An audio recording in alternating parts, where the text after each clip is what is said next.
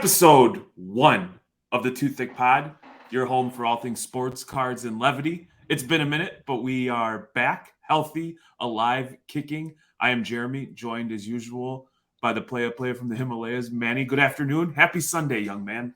What's up? How are you today on this fine Sunday? Tom Brady, the old man GOAT, is playing right now, throwing picks to Seattle Seahawks up in Germany right now.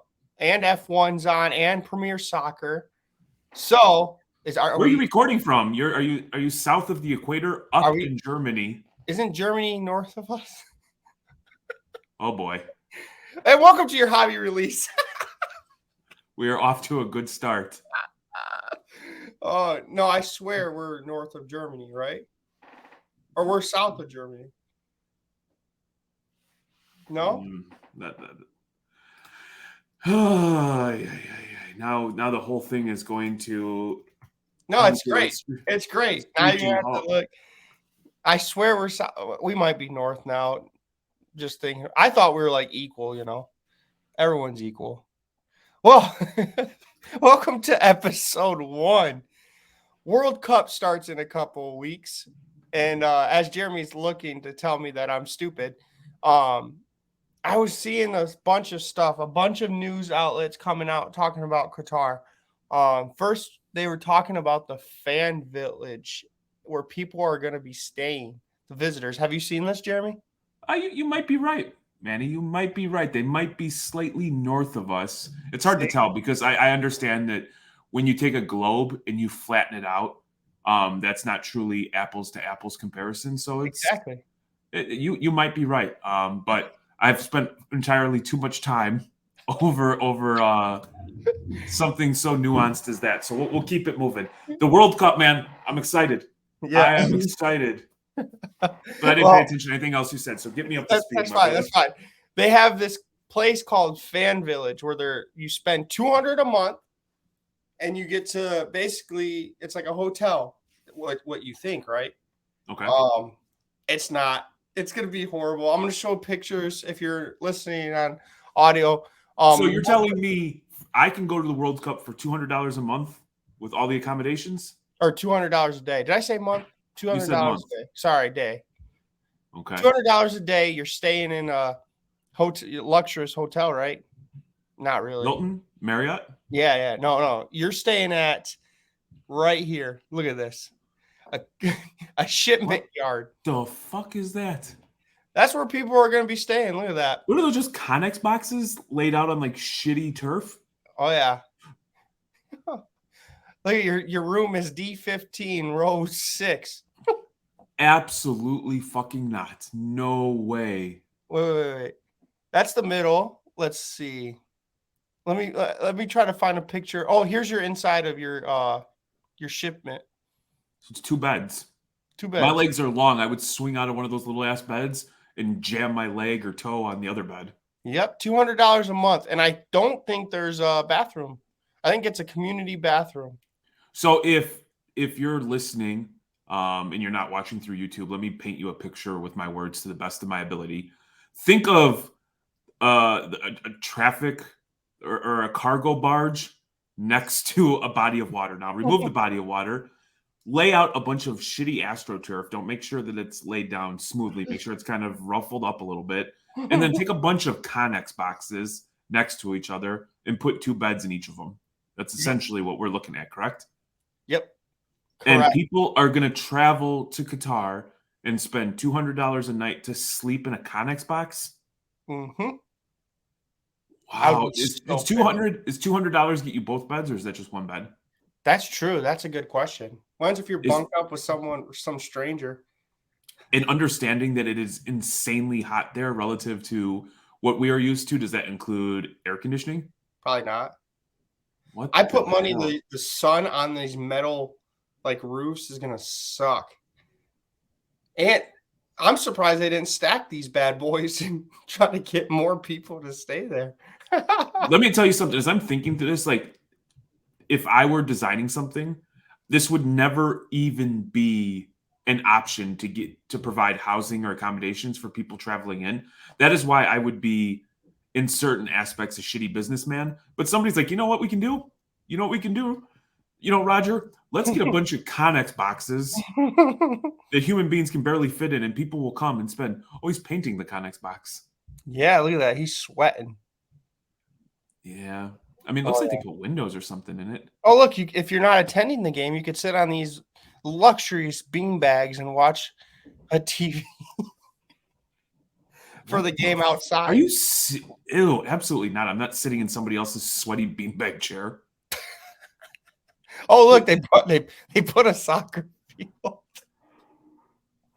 Like, I attend a lot of trade shows, but do you see like the seam? That seam right in the middle? Yeah, right. That just pisses me off, man. Yeah. So somebody's gonna get their toe caught, turn an ankle. Wow. So not just this whole Qatar thing's been a mess. Supposedly, thousands and thousands of fans are showing up to Qatar already. And when you look, it's funny. I think they're hiring fans. So what people are saying is that they're hiring their citizens to act like fans to show how good the World Cup is actually becoming.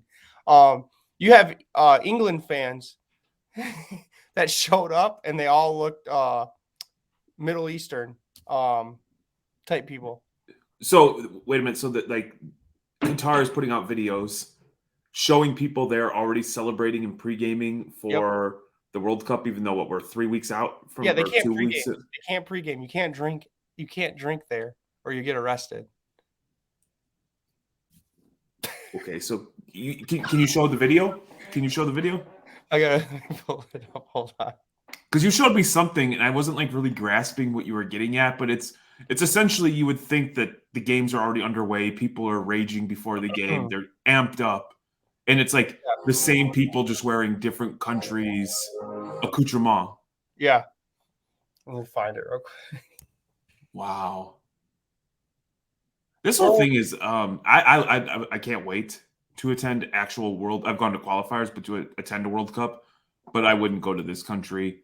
You know, we make light of it, but this shit was built by, you know, essentially slave labor. A lot of people were harmed creating this, and it's like the world we live in. It's kind of crazy that we all kind of know that this shit happens, and we just kind of accept it.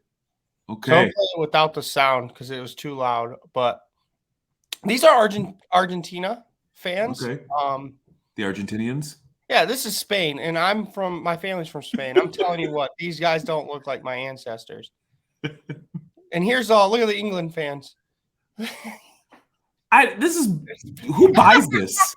You're legitimately weeks away from the game. You know what I'm not doing is putting on my Chicago Cubs gear and rallying with a bunch of Cubs fans for a game that's weeks away.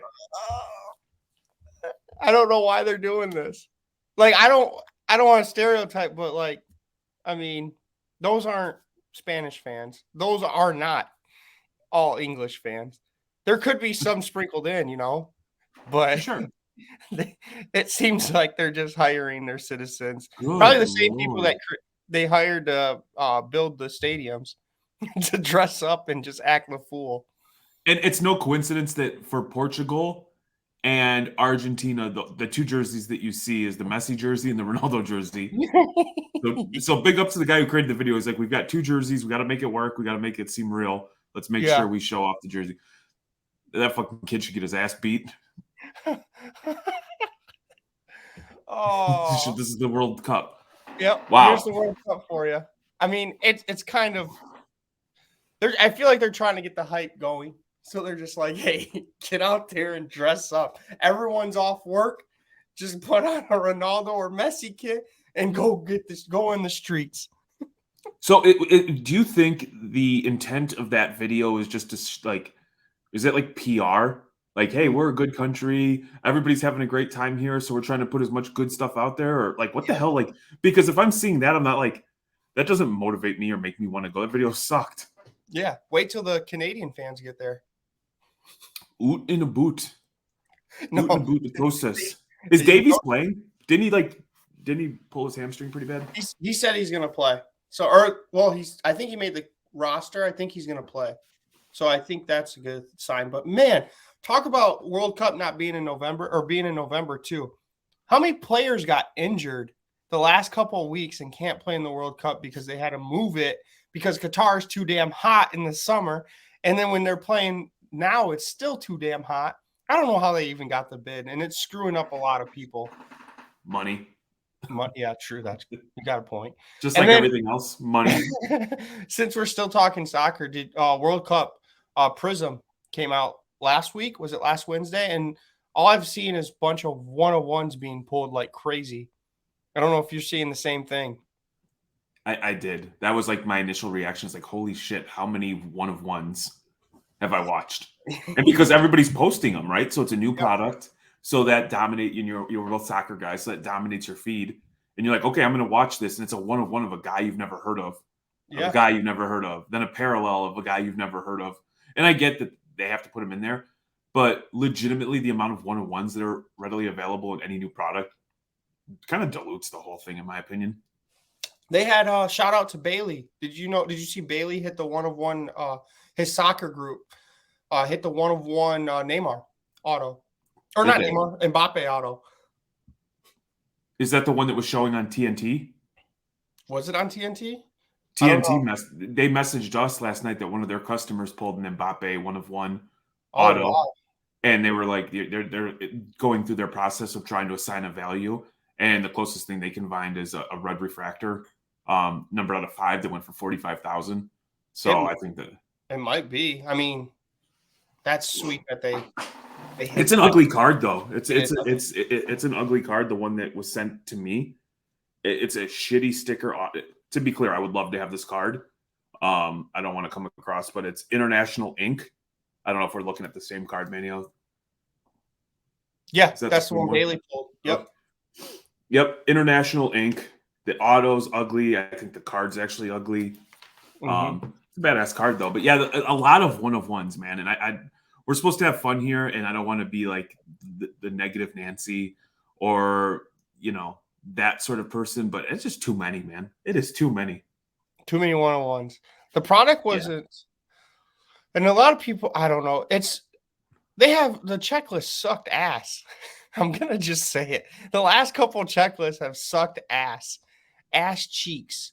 They just been horrible. They got players that shouldn't. I saw a freaking it was an MJ trading in Australia. They pulled a card and it was supposed to be some random nobody that shouldn't even be in the project. Had a Messi auto on it, sticker auto. Yeah. Did you see that? I did. I think I saw another one too. It was like a bum ass player that had like a Legends auto. You're like, oh, that sucks. Dude, what would you do? Did you pull the Leo Messi sticker and just stick it on a Messi card? Yeah, would you rather have the shitty player with the badass auto, or would you rather have the badass player with like somebody else's auto? I probably want the auto, because then how frowned upon is it looked at if you take that sticker and put it on an actual Messi card? Hey, and then you could send it to PSA and they'll grade it. Ooh. The grading stuff, man, is crazy. Yeah. A little backstory. Like last week and a half, family over here just absolutely decimated by some sort of flu that just wiped us all out. Surgery for the kids, nothing but chaos. And so work, in addition to work being crazy busy, my social media experience was very limited. But the couple times I did check the gram, all I'm seeing is just Nat, your boy Nat, getting rolled and rocked, and like all the PSA haters coming up because they PSA graded that card a 10 where a portion of the damn card was missing. I know, that was hilarious. It was like people were waiting in the grass. And right when someone attacked them, it's just everyone came out. But that card was not a 10. Let's just be honest. But it's not even a BGS 9.5, and wasn't it originally a BGS 9.5? So you had two companies that kind of screwed that up. Dude, the grading thing, to me, it's not even worth getting upset about, in my opinion, because like I just cracked like an SGC 8.5, 9, and it came back a PSA 10. And I've sent stuff to PSA that I'm like, this is a 10 for sure. And it comes back like, with every order, you get like a 6 or a 7. Mm-hmm. So it's just kind of like, if you believe in the card, crack and resubmit. Yeah. until what else can you do, right? Yeah, that's how they get I'm gonna put my tinfoil hat on. They give you 6s, so you will crack it and resend it so they can get money. And then they'll upcharge you when they do give you the 10. So you're getting paid, you're paying them 3 times instead of once.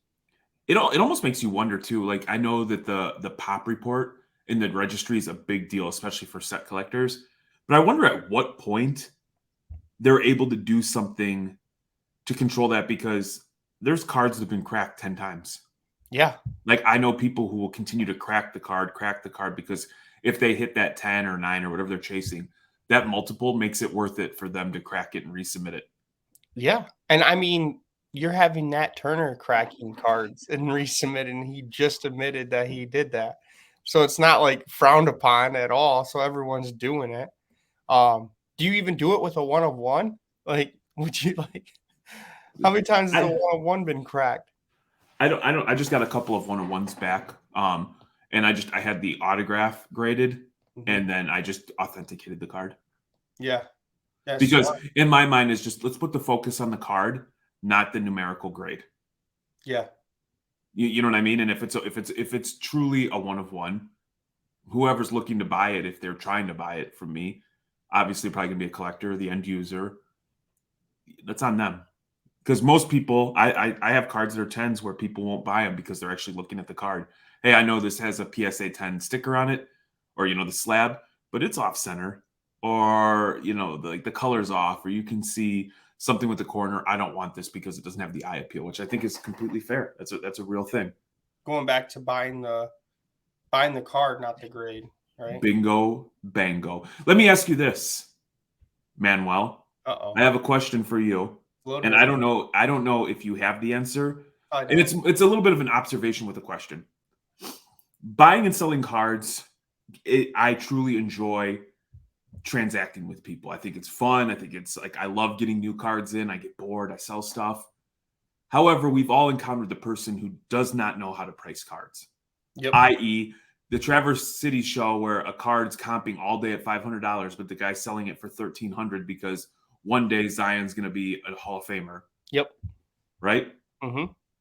One thing I've noticed, and my question to you is, I've noticed lately with the new amount of 1 of 1s, there are a lot of people, and I'm going to sound like an ass, and I'm not talking to most people. I'm talking to those select few that we've all encountered. There's a lot of people that don't know how to price cards to begin with. You slap 1 of 1 on something, all of a sudden people think that they've got a $1 billion card. And they hide behind the 1 of 1. And I don't know hide behind, but they use that as to justify their price tag. It's like, hey man, this is 1 of 1, even though it's Don Russ, clearly Don Russ, 3rd year, Trae Young, just an ugly looking card, but it's got that 1 of 1 on it, and they're trying to get 5, 10, 15K. What are we doing with these people? How are you navigating those waters?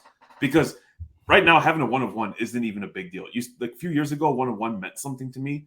Now it's like 1 of 1 is like, I don't know, might as well be numbered to 25 or something. Exactly. There's like, I would like a count of how many 1 of 1s the like Trevor Lawrence has or Joe Burrow, because it's got to be up towards 100 of 1 of 1s. It's insane. You even got the printing plates. Don't forget about the printing plates. Those don't count. So, yeah, people with those type of people, you kind of just have to say, all right, well, good luck trying to sell it. I'm not interested. Like, you really can't belittle the person. I try to tell them, like, there's a ton of these out. Like, yes, it says 1 of 1, but look at this one. Like, look at this 1 of 1 at a comparable other company. So if you get like Don Russ Optic, like, okay, hey, look, this is what Prizm sold for. Prizm is a little bit higher.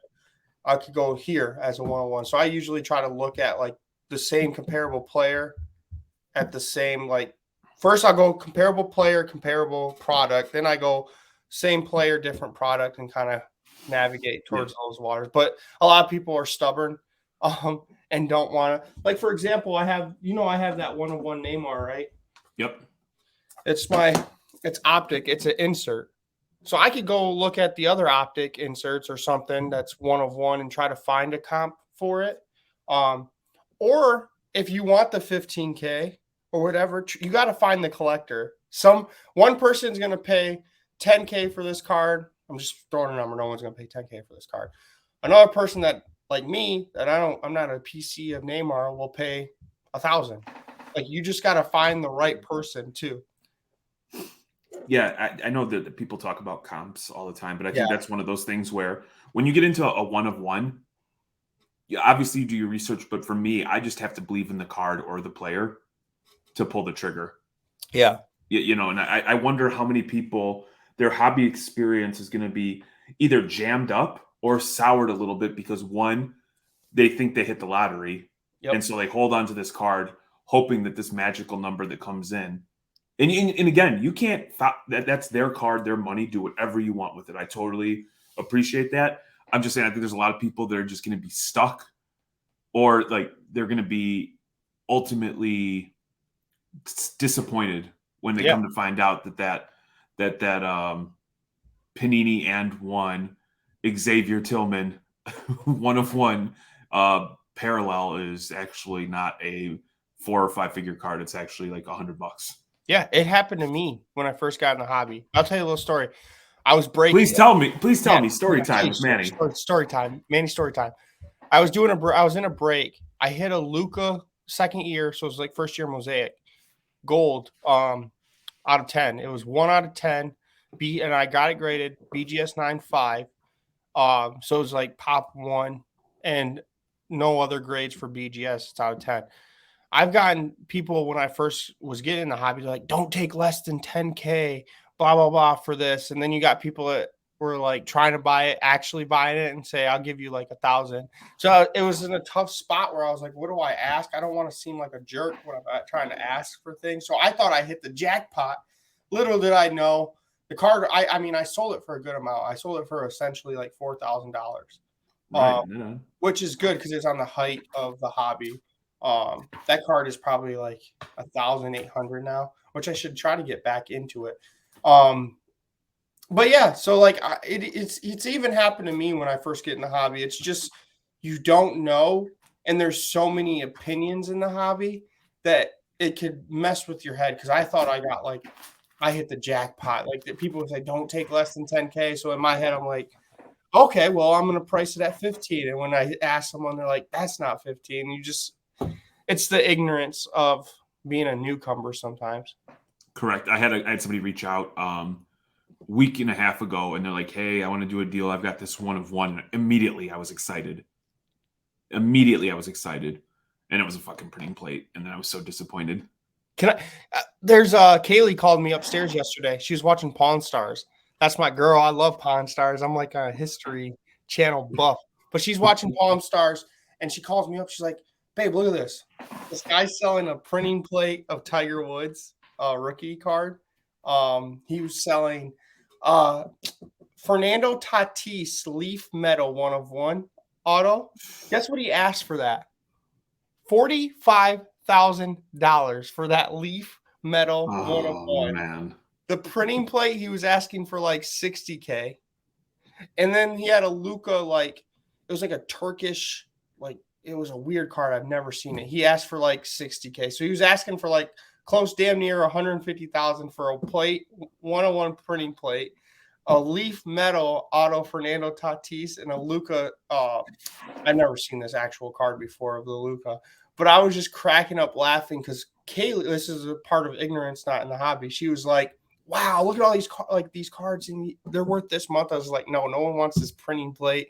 No one wants this Leaf Metal of Fernando Tatis. He just got caught with steroids. It might have been previous when it was recorded, but right. No one's going to want a Leaf Metal auto for $45,000. And then the Luka I've never seen before. So, but yeah, it was funny watching it. I'm like, Jesus, they're trying to take advantage of the Pawn Star guys. Is that Rick and Chumlee or whatever the hell their names are? Yeah. So the guys that like basically like the best I could do for is 200, and it's like $1,000 value. Wasn't like Chumlee allegedly like slaying an MDMA, or didn't he get in trouble with the law, or wasn't he like doing something? I think so. He was at Mint. I think he collects Pokemon or something like that. Either Pokemon or Magic. He does one of those cards, like TCG cards. Wasn't like Jason Kuntz at one point on Pawn Stars many years ago trying to sell Pokemon or something like that? Yes. The main one of the big high end collectors for Pokemon, but Jason was on there. I forgot what it was though. Probably some memorabilia, huh? Let me ask you this: when I was a kid, damn, those shows have been on for a long time. When I was younger and those shows first came out, there was one that was based out of Detroit or Michigan area. Yes, with like less. Now I'm in Michigan. Yeah, with all the gold. He had his son and daughter, and they were always fighting for control. It always made me think of like the Mafia, like Vince McMahon. Like think of like shitty pawn house version of Vince McMahon. So Les, what's his name? Les Goldstein or something. Les was like the Vinnie Mac of the pawn game, and then he had his little Shane and Stephanie fighting it out. I don't remember. 8 Mile. I think it was on 8 Mile Road. What the hell ever is that still around or whatever happened to that show? I haven't seen it in a while. You just got like opened up my mind to a whole different show. But I remember like them always stopping fights and have to kick people out because they got pissed off. Like it was like the trailer trash version of Pawn Stars. It was hilarious. Hardcore pawn. Look. Yes. It was like the black leather coat and like the gold chain. Yeah, you don't want to fuck around with him. Here's the brother. Yes, and she always looks so angry. So where is this place located? Hardcore Pawn is what it's called. Pawn Detroit. Okay. It's American Jewelry and Loan. It's on. Oh, I've seen those everywhere. Greenfield Road in Detroit. Oh yeah. Oh, they've got multiple. Oh, is it? Okay. Yeah. So they expanded. Yeah. Oh yeah, they've got one near Auburn Hills. I'm gonna have to go check it out. Yeah, there you go. It's probably the brother and sister. They own their own stores now because they always fought. Oh man, and it was funny because the workers would. It's not just the people fighting; it was the workers fighting with each other. Remember the people that would sit behind like this teller booth and they're fighting with each other. It was hilarious. Yeah, that stuff was like both comical, then also made me feel bad about human beings watching that show. Yeah, especially from when you lived in Michigan and you're like, wow, this is how they portray us in Michigan. Yes, because it made it always look bad. It was like, yeah, this is a family heirloom that's worth, and I'm just trying to sell it so I can, buy ramen noodles tonight. It just made me feel sad. Yeah. Did you see the 1-of-1? Actually talking about 1-of-1, the Luca 1-of-1. It's on PWCC's monthly premier auction house. Yeah, monthly premier auction house. It's at 2.3 mil. When does the premier auction end?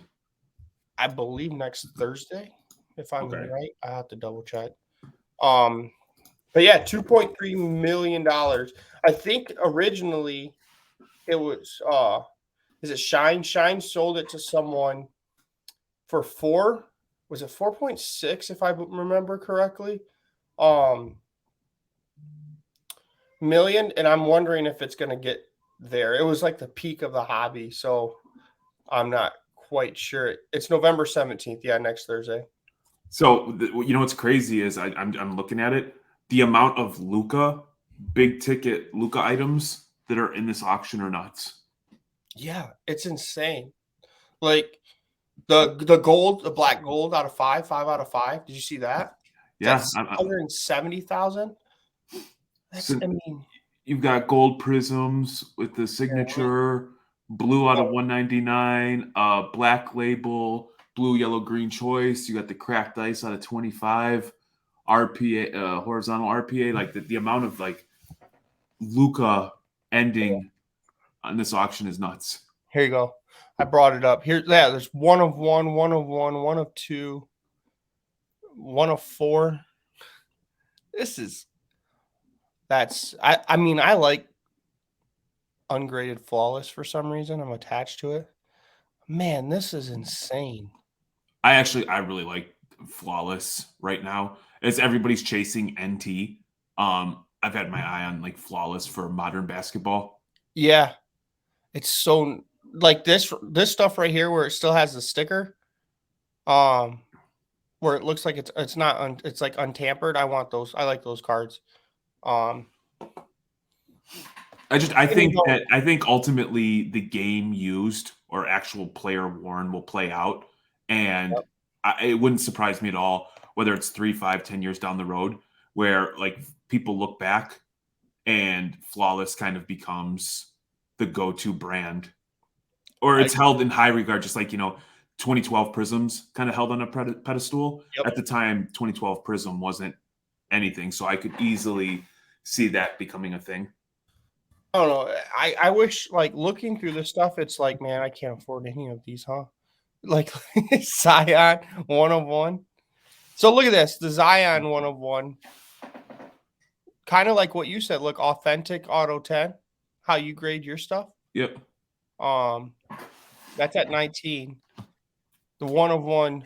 See, like, in just the glare doesn't do it justice, but where at? Can you not see it? No, I'm showing you something in my camera. Oh, sorry. I was looking at the. Oh, yeah. Let me pull but you know what I mean? Like, it puts the focus back on the card. And this, you can look at the card and you can make your own determination. Do you like the card? Yes. Cool. Mm-hmm. You know what I mean? No, it's sick. What do you think of that Luka logo, man? Yeah, I was going to say, what do you think it goes for? I like it. I mean, I'm a Luka guy, so I do like it. It's like a dream card. But it's cool. Look at they do little videos. 2.3 million for someone. Yeah, I like Luka. He's averaging like 30 points a game. He just put up 40 some last night, but he hasn't won anything. It's 2.3. And the hobby loves like championships. But for Luka, it just says, yeah, F that. This guy's gonna be the best of all time, but these prices are already like freaking Kobe and LeBron prices. So I actually think that gun to my head, I think it falls short of 4 or 5, but my official prediction is it gets over 4 or 5. You really? Over? I do. I think it goes just under 4. And here's my thought process.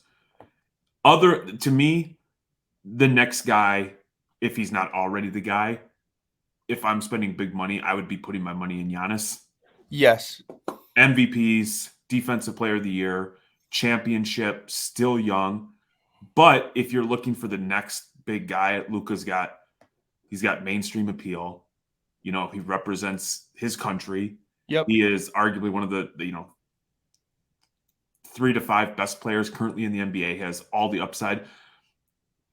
I could see somebody being like, this is the guy. I'm going to buy this card at, 4 points. It only takes 2 people. Remember, it only takes 2 people. Yep. You get the 2 people who think that this is the guy, and they think that this is a $20-25 million card years from now. Yep. I could see that's how I see it getting over there. I could also see people being like, hey, man, I don't believe in the Mavericks are ever going to give him the tools he needs to be a champion.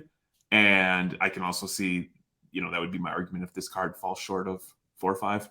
Yeah. Can I go back to what you said about the player worn too, though? Yeah. Look at this. Player worn. It's not even like game worn. Yeah. So this flawless. No, this is National Treasure. Sorry. National Treasure auto. This is just player worn, which player worn means, what do we say? Like last time we were like, they could just basically have their arms out and they just put it on their arm and it's just player worn. Yeah, well, I mean, everybody saw the video of what's his face, former Saints running back, where he was like legitimately wearing 30, 40 jerseys at once on top of each other. That's insane. 2.3 mil. People are like doing, the hobby has like detectives saying it's like a tax write-off for the person that's the only reason he's selling. And giving stipulation. Actually, I think this is all good news for the hobby that this card is selling for 2.3 right now. Could potentially go to 4. So I'm excited to see what it actually goes for. And what else I'm excited about is like, I kind of talked to you about it, but auction houses like Golden, Heritage, PWCC, all these auction houses. Have you seen any like big news outlets on other cards throughout this last month when this has been going down, all this Luka? I haven't. Have you? Mm-mm.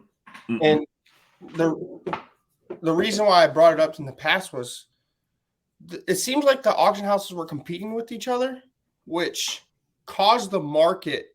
When you have two big cards going at it, there's only a certain amount of people that can afford these cards. So if you had this Luka 101 and another auction house puts a LeBron 101, you're taking away profit from both auction houses. So in my head, I'm like, why don't they team up? Yes, we all got to eat the pie, right? Share the pie. They should team up, have the Luka. There's some low hanging fruit in there that I'm by design not touching. Your eyes distracted me on that one.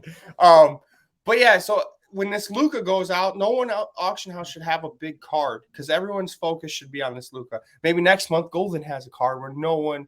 I just feel like they're all eating each other, and it's bringing down the market because when people see these high end cards going down, it's like a trickle down effect.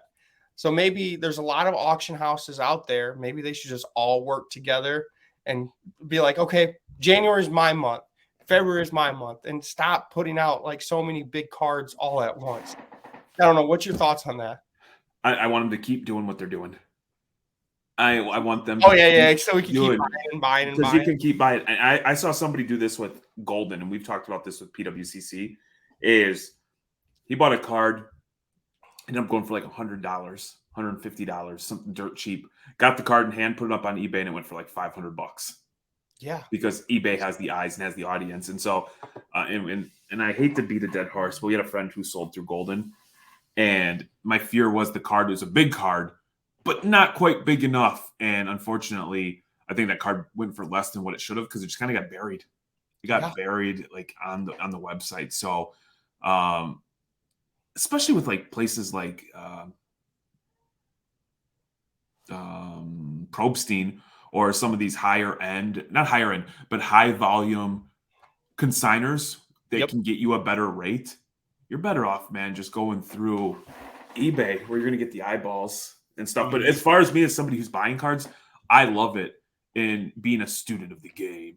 I'm always learning like what works, what doesn't work. So I want to continue to leverage and take advantage of those opportunities where if people are going to sell in the wrong marketplace, I want to be able to capitalize on it if at all possible. So Jeremy's telling you guys to go to page 90 some on these auction houses and look there.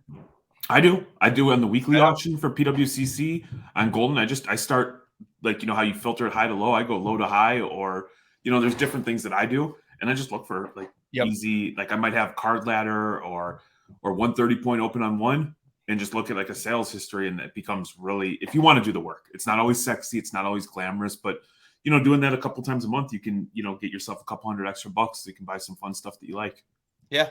So that I kind of want to bring that up when we were talking about the Luka, because it's kind of like what I'm thinking about. I'm like, man, they are actually hurting the sellers, I would say, more than anything, competing with each other instead of just backing off and helping the seller out sometimes.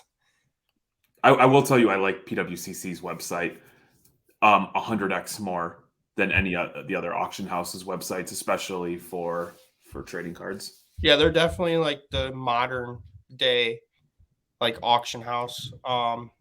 I would say like the technology they use. I mean, we just saw a thing where they're rotating and making videos for that card.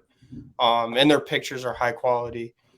Did you see Panini getting sued?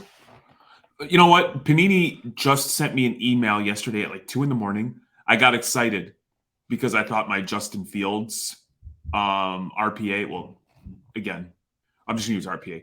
It's a rookie, it's a patch, and it's auto. It's not the NT out of 99, but an RPA. I thought it was being fulfilled, and it was actually like, hey, you've reached 120 days. Do you want to wait another 120 days? Do you want Panini points or a comparable player? And for a minute, I thought like, I think a comparable player might be good, but I'm seeing all these horror stories of people who had like Luka or Giannis stuff, and they're getting like just shit players or shit cards. And so I didn't want to risk it. I wish there was some clarity in what the comparable player would be, or a list that you could select from might be a cool idea. But ultimately, I'm going to wait another 120 days. But I have a feeling you're going to tell me the redemptions is becoming more and more newsworthy. Yep, they're being sued pretty much because they're not fulfilling their redemptions, and I believe it's they're at a not fulfilling 25% of their redemptions. So yeah, there's a class, huh? Go ahead. It's bullshit. It's 100% bullshit because you know what? If let's say McDonald's was going to sell meals, right? And you may or may not get something, you can come back and get it later, and then ultimately you didn't get it. That shit wouldn't fly. And why do they get to do it? Especially when you're buying products like Panini in one where you only get 2 cards, or Obsidian where you only get 7 cards, or some of this stuff, and to not fulfill it or to make somebody wait. That's not cool, because at that point, in my opinion, and I'll just use the Justin Fields. It's a Panini in one. It's RPA dual patch out of 20 for my Fields. They took my money a long time ago. I don't have what I paid for. So as far as I'm concerned, Panini is taking a interest-free cash loan with the old reckless bucks. And I'm not cool with that, man. I work damn hard for my money. I want to be able to, buy cards. The money's going to go back to them anyway, man. Just give me my damn card. Exactly. Here's this little, look at this. So here's a 3-minute whatever. They're getting sued, class action suit for redemption cards. And the complaint, so right here, in the lawsuit, the plaintiff claims that the redemption and card practice is a contest which offers a chance of winning a thing of value. The complaint goes on to point out that federal and state laws require that any contest on winning something value must be classified as a no purchase necessary when the company does not allow non-purchases to enter the contest. So I guess they're going after like this redemption and not fulfilling it, and then they're trying to like bring in more. I'm not a lawyer, so I have no idea what they're but yeah, they should. Fanatics taking over. This is my another tinfoil Manny. What would you do if it's Fanatics? Someone in Fanatics suing them so they could get the Panini brand for a lesser price. Why wouldn't they? Yeah, so I mean that's business. They were slick enough to go and get the licenses and just totally devalue Topps before. so why wouldn't they? And I think if you're interested in this redemption stuff, there's a great follow on Twitter. It's Paul_Lesko. Yep. PAUL_LESKO. That's actually where I found it. And he's an attorney who also he loves this kind of stuff. Yes. And he's a hobby guy. So it's always cool because for somebody like me who might lose interest reading something like that, he gives quick breakdowns and quips of what's going on. And so I think if you're interested in this sort of stuff, he's a great follow on Twitter. Yep. Here he is right here. If you're watching, Paul Lesko, and he talks about it pretty much right away. And he talks about the hobby and stuff like that. So he is a good follow. But yeah, I thought I'd bring that up about Panini. And it just seems like their quality control, like we talked about earlier about the Panini Prizm, they don't care for the people anymore, it seems like. But it also seems like Fanatics is like, yeah, let's try to buy them. They got a class lawsuit on them. They have all this baggage. Let's buy them now. So we still continue to purchase lower, cheaper redemptions to try to cash at the National. And I do think that there is, if you have the ability, and I think this is sometimes where the issue comes up. For me to buy a redemption, I'm fortunate enough that I can spend $100, $200, $300, $400, buy a redemption, and then forget about it. But there's a lot of people where it's like these handful of cards are what they have to work with. Yep. And not having that redemption for a year or 2, 3, 4, 5, 6, 7, 8 years, really hinders their ability to move in the way they want. So I guess sometimes you can pick up redemptions a little bit cheaper than what they would be because people don't want the headache. So there might be a little bit of an opportunity there for depending on your appetite for risk, I guess. Yeah. Well, what pisses me off too, though, about redemptions is I got a Fernando Tatis auto, and I sent it in to get redeemed in 2020, the freaking peak. We're now in 2022. They gave me 100 Panini points because that's the value that they think it's at. I'm like, no, I sent it in 2020. Give me the 2020 Tatis value. This is bull crap. I waited 2 years, and you're going to give me 100 Panini points. That's what I'm saying. That's why, like, I was intrigued. I'm like, okay, what would a comparable player be? You know, and obviously, like, I'm a Bears fan, and I'm, you know, I kind of like Justin. He's been starting to do some things where there's some buzz. Yeah, like, I want the damn card, man. I don't want a comparable. What the hell's a comparable player? I see the shit you have up on your website. Get out of here with that. Well, did you see who was it? They thought they had a $60,000 card, and they got like a Paul Goldschmidt that's worth yes like $6. Yes, like, oh no, such shit, man. I'll be so pissed. I love the on a side note, I love you're mild mannered, and like I love your, like, you know what pisses me off? You said that like 14 times, and I kept cutting you off. Like, I know. That No, let me get my anger out. Jeez, I don't show my anger. Let me get it out. So I mean, they're being sued. Are you buying into the talk, the rumors? It appears to be true, by the way. True. I haven't gone out and buy a Crown Royal box, but you can identify which boxes have the KABOOMS. Yeah, by the serial number. Those bastards. And then it brings it back to so what it is there's type of serial number on the box, and those are specific to having the KABOOMS in them. And breakers. Yeah, if you didn't hear, there was a breaker who had a new case of Kaboom, and some guy said, "Hey, can I see the box? I'm superstitious." And they shuffled through a few boxes, and on one box he asked to see Cade Cunningham's shoe, because that's who's on the Crown Royal box, and it just so happens there's that like almost like holographic upper, like think of like the old school upper deck sticker that's got a serial number on it. And long story short is apparently people have hacked and figured out what the serial number needs to end in, that you can identify which boxes have the KABOOMS. And so far, through everything I've researched and saw, it seems like overwhelmingly that if you find that serial number, the KABOOM hits in it. Yeah. And what kind of is scary about this is breakers could have known this serial thing. I'm not saying they did. There's people, but it's a potential that they could have known. And it goes back to, you know, Panini knowing where their hits are going. And people are just, now that all this is like trickling down, it's like a big conspiracy theory is just getting bigger and bigger. So it is scary. I'm not buying friggin' wax from it. But I buy wax only if it's in the case at this point from Panini. If you see your LCS open the case, then you get your box. Yes. There you go, man. Actually, don't buy wax. Just don't buy wax. Go and buy your singles. That's crazy though, because I typically tend to like avoid conspiracy theories, but when you hear something like that, if on a serial number you can identify what has what, all of a sudden some of that other stuff becomes much more plausible. Like there's the potential that it could have been real. So I don't know, man. That's wild times. Wasn't there? We didn't really bring it up, but wasn't there a breaker that pulled like a pack and it said like the 1 of 1 goes here? Like it was like a sticky note or something, or they're marked part like package. There's been tons of things in the last couple of months that Panini, I think, just said, you know what, ship it in, or Fanatics is doing this, and it's like, I could buy you so much cheaper now. Let me close with this, and then we'll get the hell up out of here, and we'll enjoy our day, and we'll start game planning for continued domination by the Too Thick world.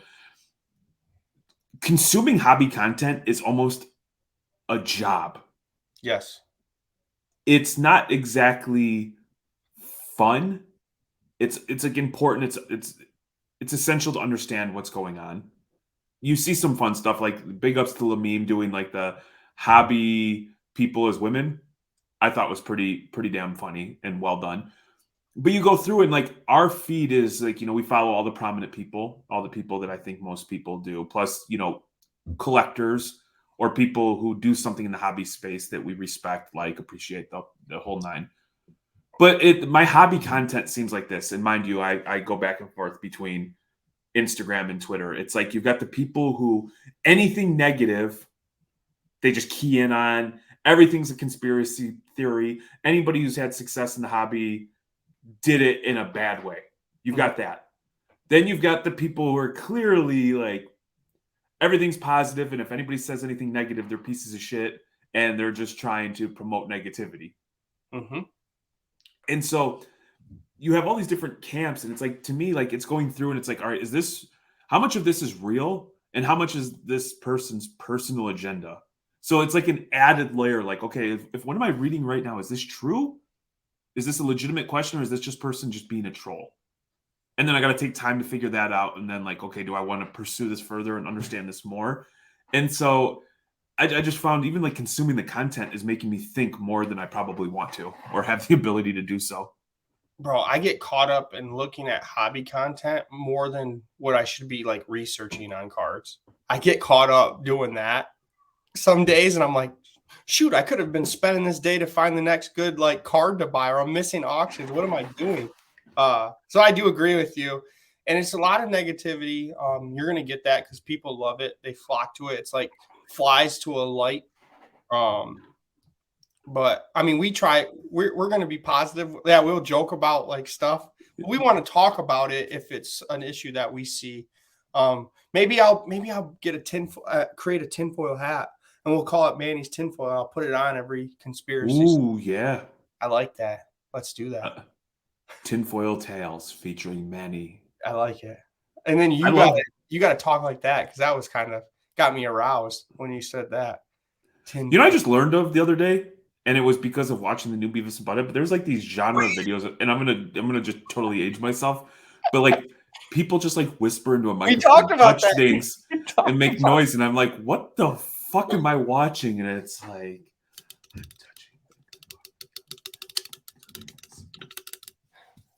I'm stroking my can. Nice. On audio, they're gonna be like, "What is he stroking?" Hey, maybe that's where like Too Thick goes. It's actually like we just absolutely flounder and don't make any headway in the hobby, but we actually end up becoming, what is it, ASMR people? Yeah, ASMR people. I don't know. Thick. We can't do that. Too Thick asthma. Asthma.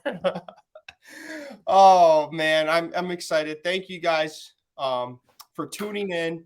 Welcome back, Manny. Thank you for rejoining the Too Thick family. It's good to see you. We missed you. I know, it's good to see you. I missed you. Don't get sick again. By the way, dude, so much sickness, man. Hey, nothing jumpstarts a diet like getting the flu where you lose like 15 pounds in 2 days.